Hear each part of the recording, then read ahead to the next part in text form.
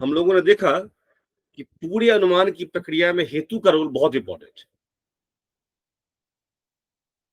क्योंकि जब कोई व्यक्ति महानस में बार बार देखता है कि धूम है तो वहनी है,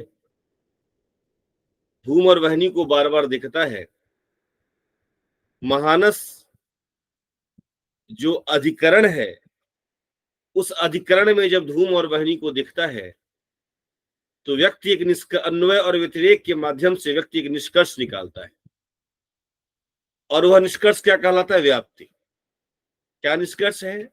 कि जहां जहां धूम है वहां वहां वहनी है, और जहां जहां वहनी का अभाव है वहां धूम का अभाव है। इस निष्कर्ष को अगर हम सामान्य भाषा में यह कहें तो कहता है कि धूम के अधिकरण में वहनी तो होता है, लेकिन वहनी के अधिकरण में धूम हो यह आवश्यक नहीं है।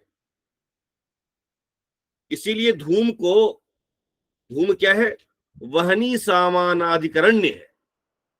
धूम क्या है? वहनी समानाधिकरण वाला है। धूम क्या है? वहनी समानाधिकरण से विशिष्ट है।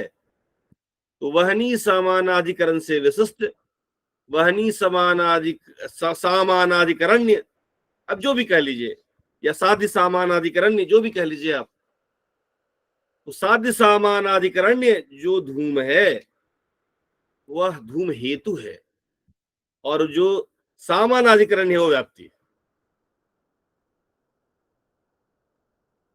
और अगर वह व्याप्ति हेतु में है तो वह हेतु सद हेतु है। व्याप्ति का टेस्ट ये है कि जब हेतु तब तक सद हेतु माना जाएगा। हेतु को सद हेतु मानने का सबसे बड़ा शर्त यही है कि हेतु व्याप्ति से विशिष्ट होना चाहिए, और व्याप्ति से विशिष्ट है हेतु, इसीलिए हेतु को हम व्याप्य कहते हैं और साध्य को व्यापक कहते हैं। लेकिन अगर हेतु व्याप्ति से विशिष्ट न हो, अगर किसी कारण से हेतु जैसा प्रतीत होता हो, हेतु न हो, हेतु जैसा प्रतीत होता हो, तो ऐसा हेतु जो हेतुवद आभासन्ते, जिसको हेतु की तरह आभास होता है, वह हेतु हेत्वाभास कहलाता है।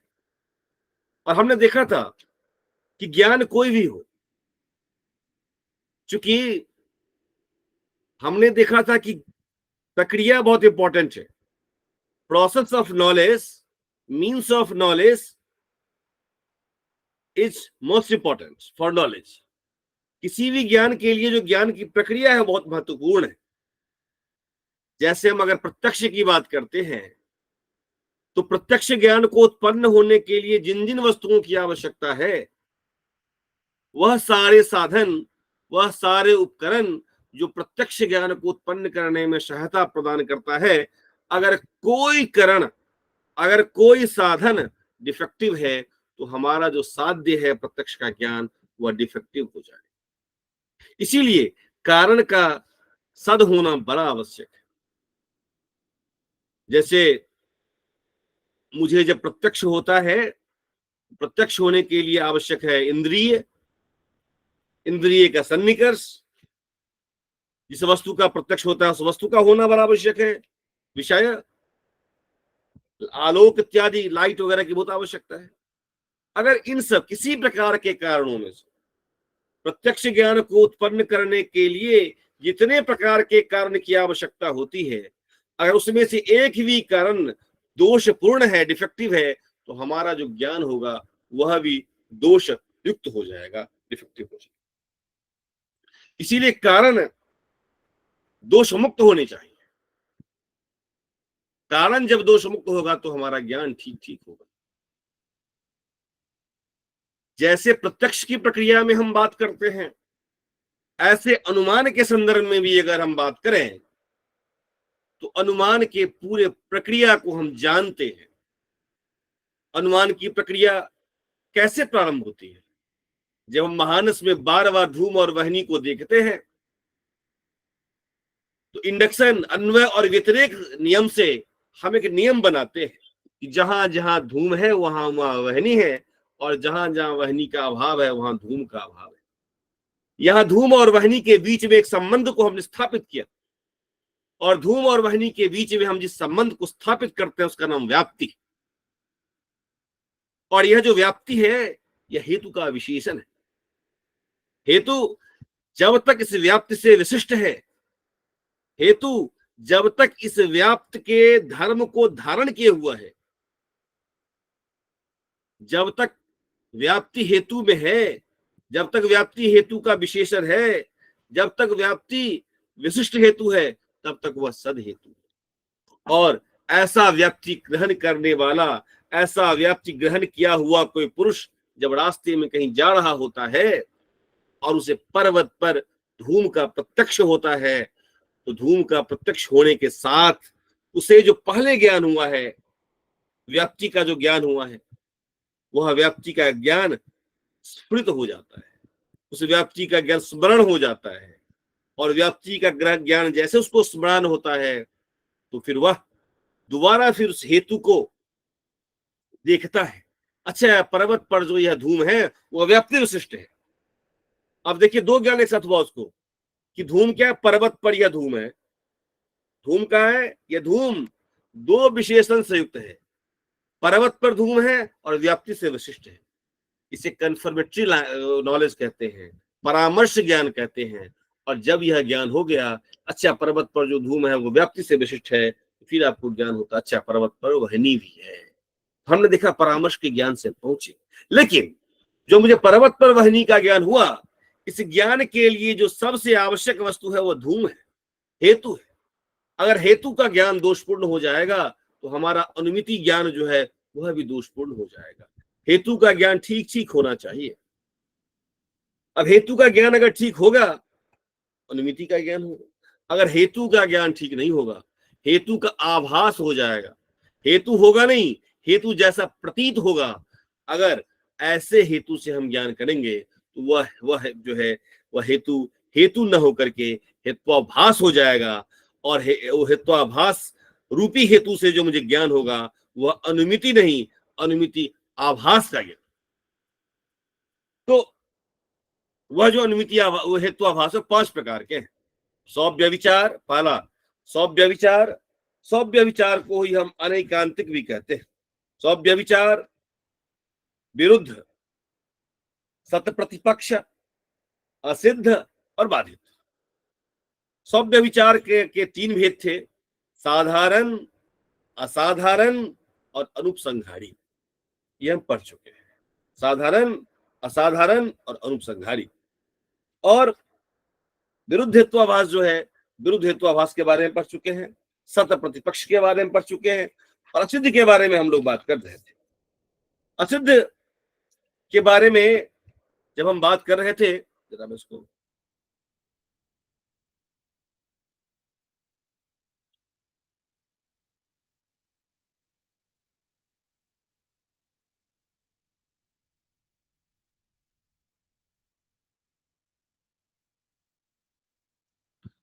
असिद्ध के बारे में जो बात कर रहे थे, तो मैंने एक असिद्ध, 2 असिद्ध के बारे में पढ़ लिया था हम लोगों ने, आश्रयासिद्ध और स्वरूपासिद्ध।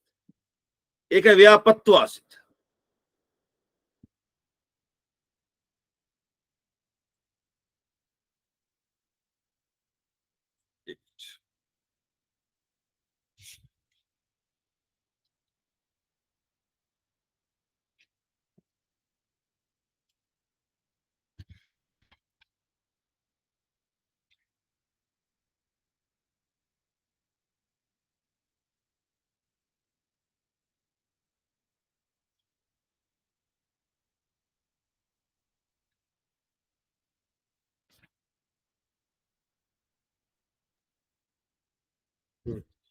व्याप्यत्वासिद्ध,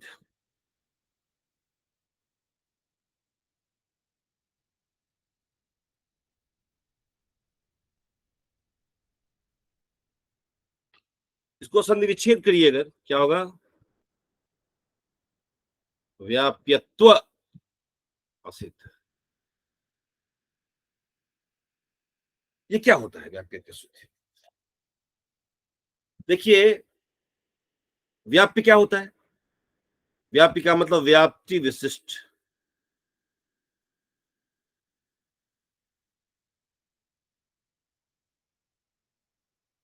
व्याप्ति विशिष्ट क्या है? हेतु। हेतु में व्याप्ति होता है। हेतु व्याप्ति विशिष्ट जो है हेतु है, हेतु को हम क्या कहते हैं? व्याप्य।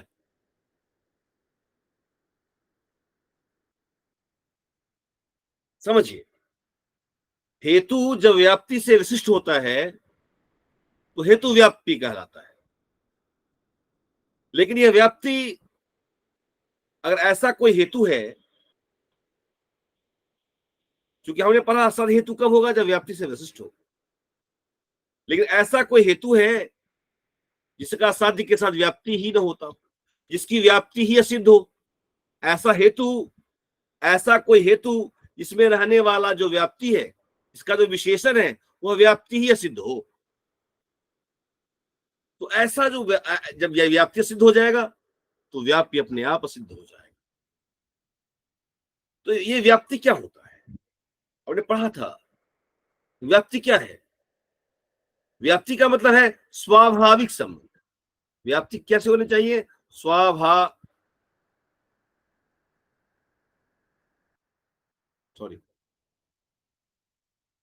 स्वाभाविक संबंध। हमने देखा, हमने पर्वत पर देखा कि ये धूम है, वहनी है, और किचन में देखा, ये महानस में देखा धूम और वहनी को। धूम और वहनी को जब मैं बार बार देखा तो क्या देखा मैंने कि ये महानस क्या अधिकरण है। महानस किसका? धूम का भी अधिकरण है और वहनी का भी अधिकरण है। इसका मतलब क्या हो गया? एक ही अधिकरण है, समान अधिकरण है। तो ये धूम कैसा है? ये धूम कैसा है? वहनी समानाधिकरण वाला। इस धूम को क्या क्या बोलूंगा मैं? वहनी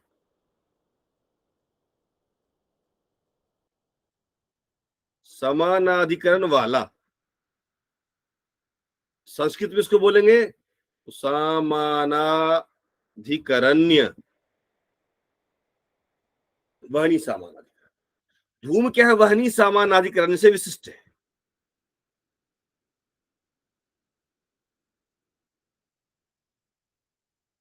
धूम इससे विशिष्ट है।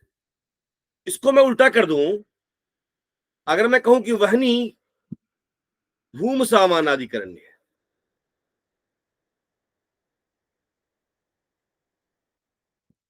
इसको पलट दूं मैं कि वहनी धूम समानाधिकरण्य वाला है। क्यों? देखिए, ये यह जो है धूम का स्थल है और ये वहनी का है। ये धूम का है, तो धूम के साथ भाई ये जो स्थल है यहां वहनी तो होता ही है। तो धूम कैसा है? वहनी समानाधिकरण्य वाला है। लेकिन अगर वहनी की जब मैं बात करूंगा, इस एरिया में देखिए धूम तो नहीं है। तो अगर मैं यह कहूं, अगर मैं यह कहूं कि वहनी क्या है, अगर मैं कहूं वहनी धूम समानाधिकरण वाला है, तो समस्या आ जाएगी। क्यों? क्योंकि इन स्थलों में धूम नहीं है। तो धूम और वहनी के बीच में व्याप्ति तो हो जाएगी कि जहां जहां धूम है वहां वहां वहनी है। लेकिन जहां जहां वहनी है वहां धूम नहीं है। ट्यूबलाइट, बल्ब जितने भी हैं, वहनी तो है लेकिन धूम नहीं है। तो धूम धूम और वहनी के बीच में व्याप्ति संभव है, लेकिन वहनी और धूम के बीच में व्याप्ति संभव नहीं है। और अगर वहनी और धूम के बीच में हम व्याप्ति बनाना चाहें तो मुझे उपाधि का सहारा लेना पड़ेगा। उपाधि का सहारा लेना, जहां जहां जहां जहां अगर मैं सिंपल बोलूं, अगर मैं यह बोलूं कि जहां जहां वहनी है वहां धूम है, ये गलत हो जाएगा। क्यों? क्योंकि देखिए ट्यूबलाइट में वहनी तो है लेकिन धूम नहीं है, बल्ब में वहनी है धूम नहीं है, ये हमारे चक्षु इंद्रिय में, चक्षु इंद्रिय तेजस है ना, धूम नहीं है। तो ये व्याप्ति तो संभव नहीं है। कैसे बनाएंगे व्याप्ति? तो कहा उपाधि के द्वारा बनाएंगे। उपाधि का सारा ले लीजिए तो बन जाएगा संबंध। क्या? जहां जहां आर्द्र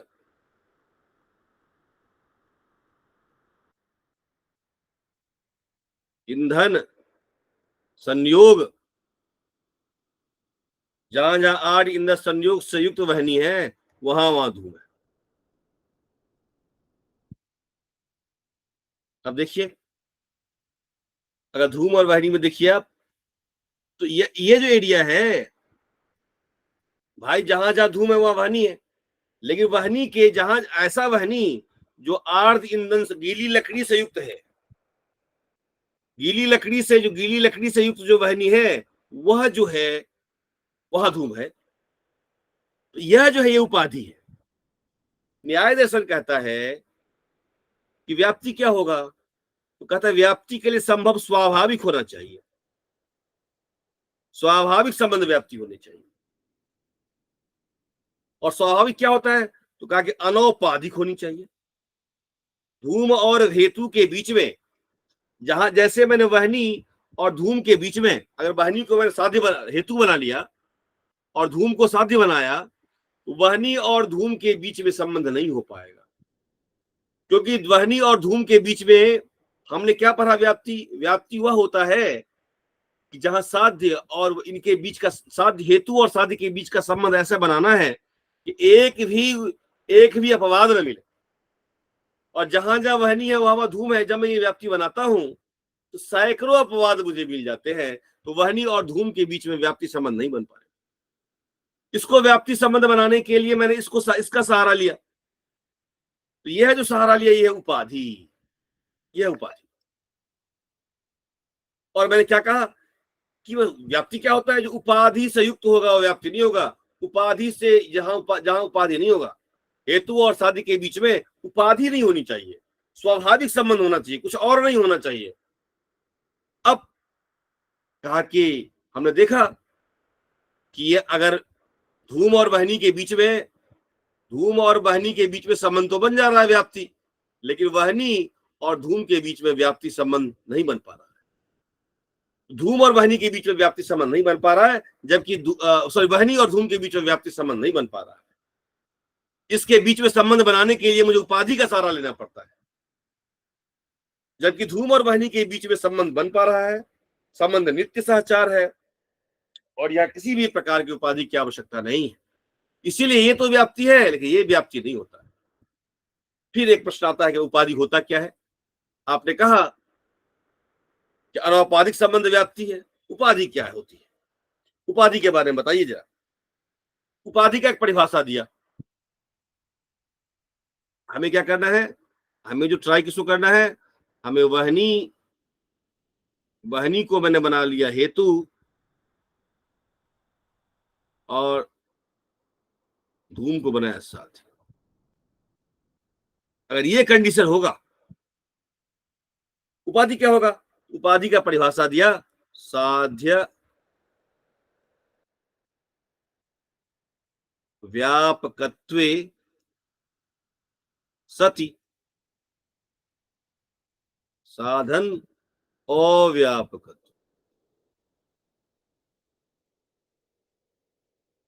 दो विशेषता बताई, बोला उपाधि क्या होगा, तो कहा कि दो विशेषता होनी चाहिए उपाधि की, एक तो साध्य व्यापक और साधन अव्यापक। व्यापक का मतलब, मान लो उपाधि है, उपाधि है आर्द, आर्द ईंधन उपाधि। व्यापक का मतलब, हम धूम और वाहिनी में क्या करते थे, धूम और यह वहनी, वहनी व्यापक है, धूम व्याप्य है। व्यापक का मतलब जहां जहां धूम है वहां वहां वहनी है, ये हो गया व्यापक। और ये हो गया अव्यापक। अब ये टेस्ट है, टेस्ट करना है। अब करिए, टेस्ट करिए इसको। यत्र, ये क्या है, अव्यापक है ना, ये सॉरी, ये व्यापक है ना। साध्य कैसा होना चाहिए, साध्य व्यापक होनी चाहिए। हाँ, साध्य व्यापक होनी चाहिए। तो जहां जहां, जहां जहां आर्द ईंधन संयोग है वहां वहां धूम है। ये तो ठीक है, जहां जहां आर्द ईंधन संयोग का धूम होगा। और साधन अव्यापक होनी चाहिए। साधन अव्यापक कैसे, यत्र, जहां जहां, जहां जहां आर्द ईंधन संयोग है वहां वहनीय है।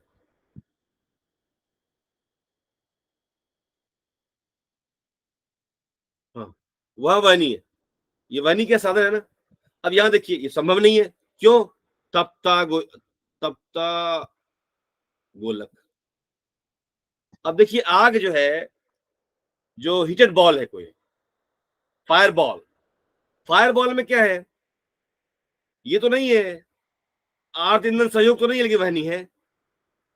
तो यह कंडीशन, उपाधि का मतलब, भाई हमने क्या कहा, यह वहनी हो गया साध्य, और धूम हो गया वहनी हो गया साधन हेतु, और धूम हो गया साध्य।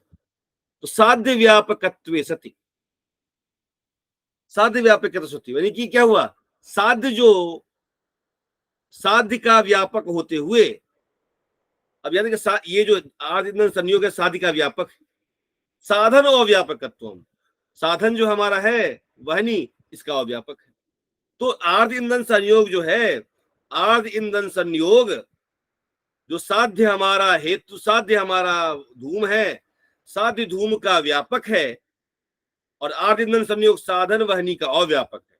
इसलिए आर्द ईंधन संयोग जो है वो धूम और वहनी के लिए क्या, उपाधि, ये बता रहा है। अब कहता क्या है कि ठीक है, एक परिभाषा इसका और देता है, एक परिभाषा और देता है। कहता है क्या, अगला लाइन कहता है इसको, साध्य समानाधिकरण, इसको मैं लिख देता हूं,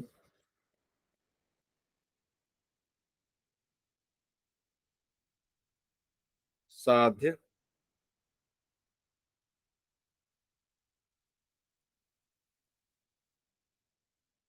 साध्य समानाधिकरण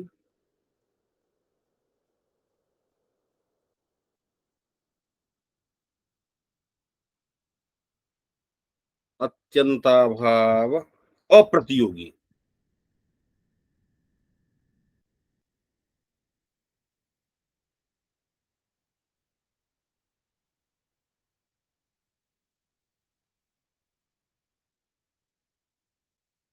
हमने क्या किया, एक और लिख लेते हैं इसको, फिर करते हैं। हमने क्या कहा था, उपाधि क्या होता है, साध्य व्यापकत्वे सति साधन अव्यापकत्व।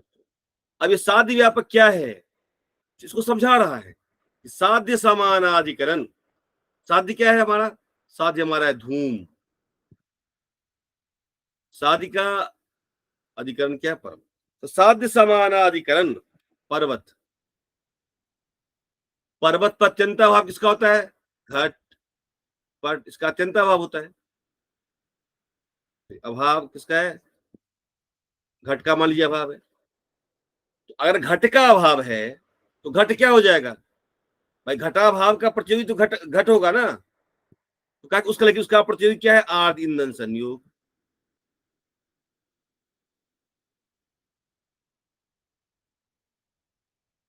देखिए कहता है कि साध्य जो हमारा धूम है, उस धूम का अधिकरण क्या है, पर्वत। तो साध्य अधिकरण,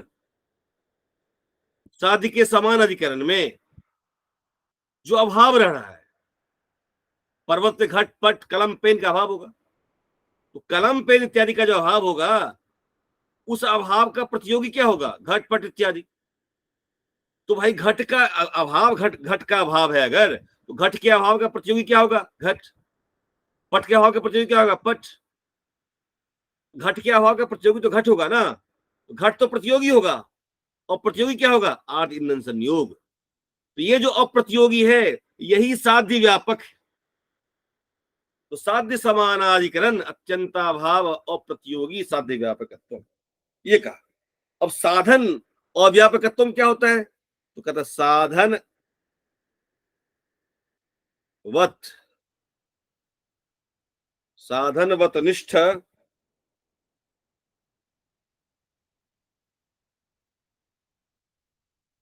साधनवत निष्ठ अत्यंताभाव प्रतियोगित्व।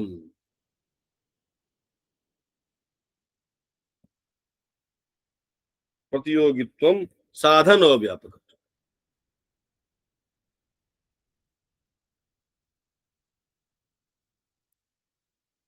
वो समझिए। अब साधन हमारा क्या है? साधन, साधन क्या है हमारा? वहनी। ये वहनी तो तप्तायो गोलक में भी हो सकता है, आयरन बॉल में भी रह सकता है। साध्यवत, ये वह साध्य, ये साध्यवत। अब तप्ता अयो गोलक में किसका अभाव हो सकता है? इसमें तो धूम भी नहीं होता है, धूम का भी अभाव हो जाएगा, धूम का अभाव हो जाएगा, सॉरी।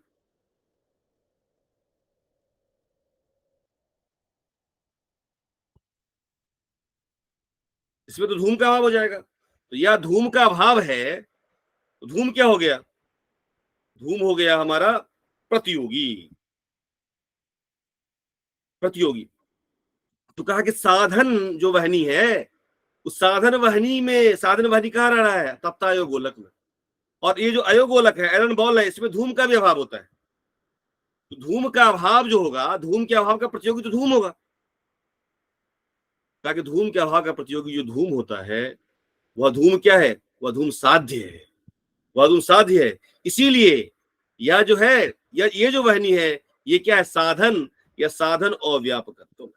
तो हमने देखा कि अगर साधन हम वहनी को मान लें और साध्य धूम को मान लें, तो साधन वहनी और साध्य धूम के बीच में व्याप्ति संबंध नहीं बन पाएगा। क्यों? क्योंकि इन दोनों के बीच में उपाधि होता है, उपाधि के बाद कोई संबंध बन पाएगा। और हमने कहा था कि उपाधि से युक्त जो संबंध होगा, उपाधि युक्त संबंध व्याप्ति नहीं होगा। इसीलिए वहनी और धूम, देखिए इसको मैं ऐसे कहूं तो क्या क्या, पहले उपाधि के लिए दो विशेषता बताई। उपाधि का मतलब, उपाधि के बारे में दो विशेषता बताई। एक तो कहा साध्य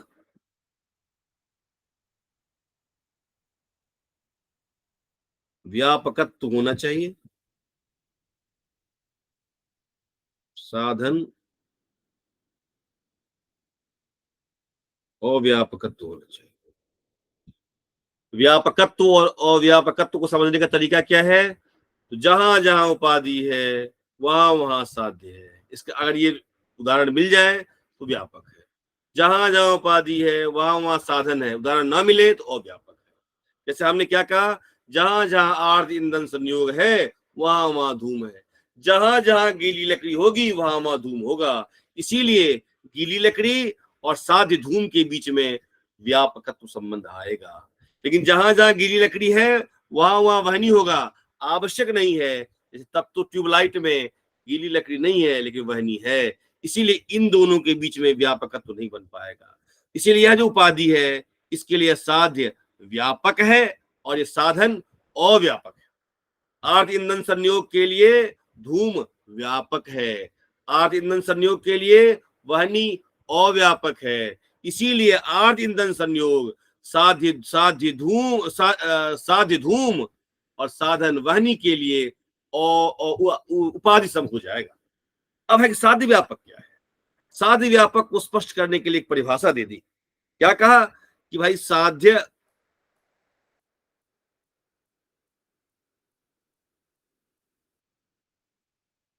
साध्य समानाधिकरण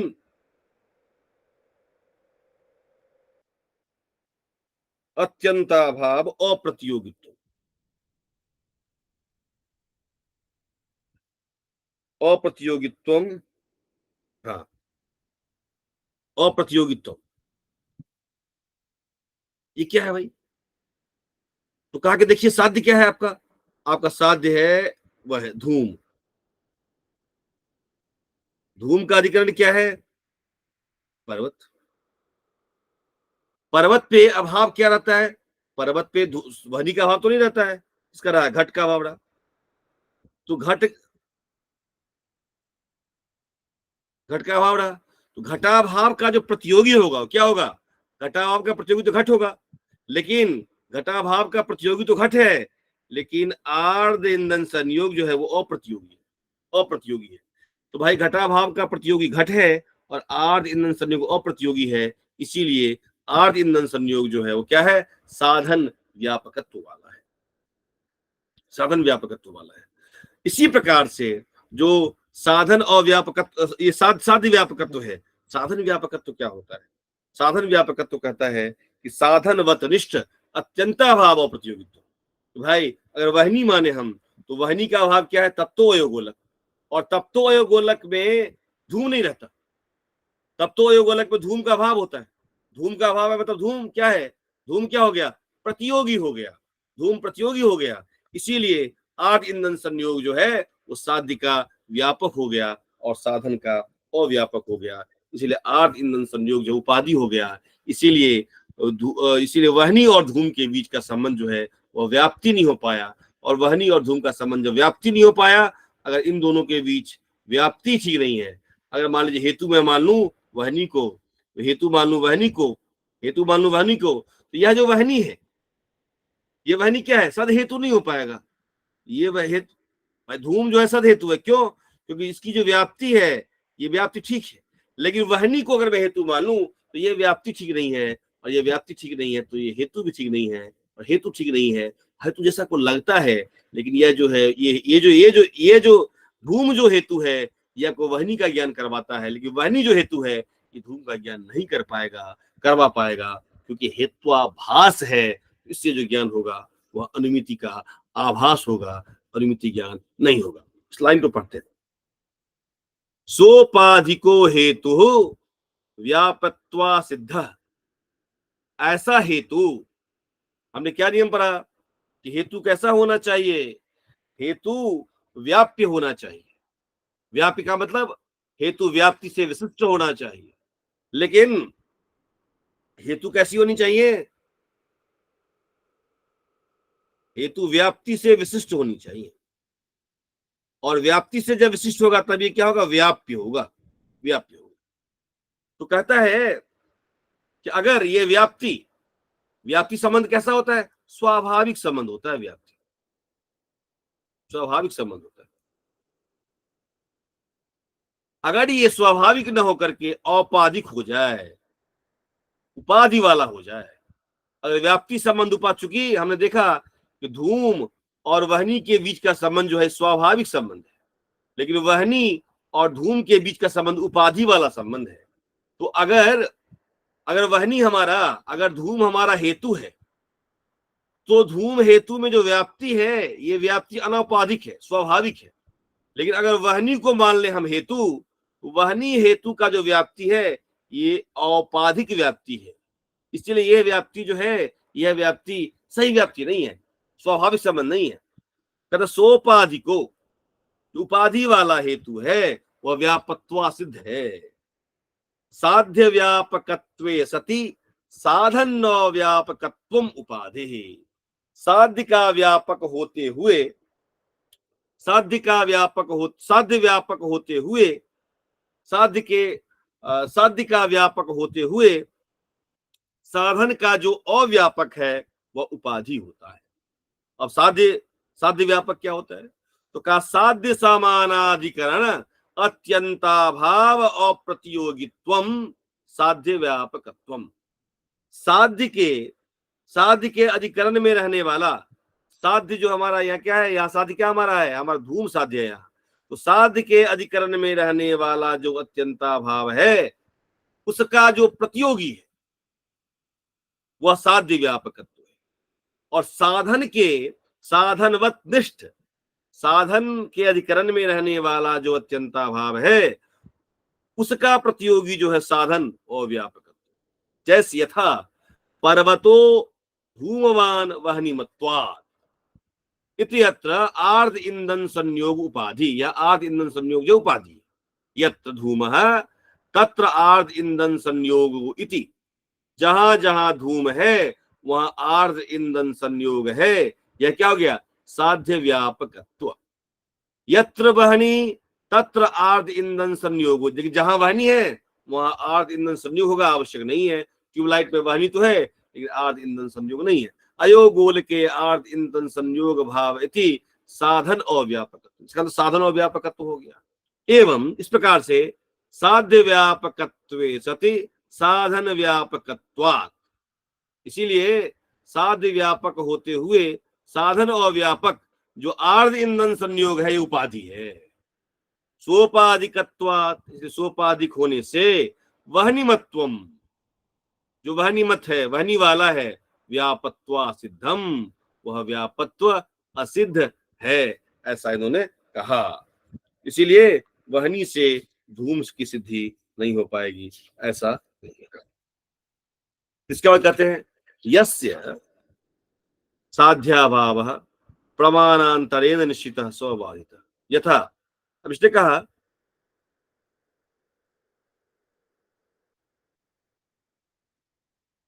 कि वहनी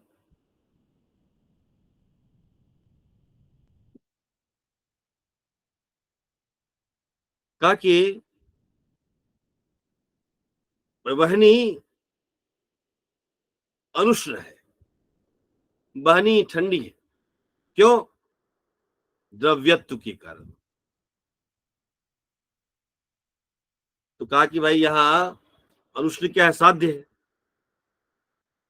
लेकिन कहता क्या है कि प्रमाण के स्पर्श प्रत्यक्ष के माध्यम से वहनी उष्ण है, उल्टा इसका जो है सिद्ध हो गया।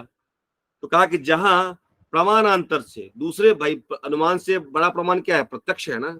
तो कहा जहां प्रत्यक्ष इत्यादि प्रमाण से जो सिद्ध करना चाहते हैं हम साध्य, उसका उल्टा सिद्ध हो जाए, उसे हम बाधित हेत्वाभास कहते हैं। जैसे यस्य साध्याभावः प्रमाणांतरे निश्चितः स्वबाधितः, जो जिसमें जहां साध्याभाव प्रमाणांतर से सिद्ध हो जाए वह बाधित हेत्वाभास है।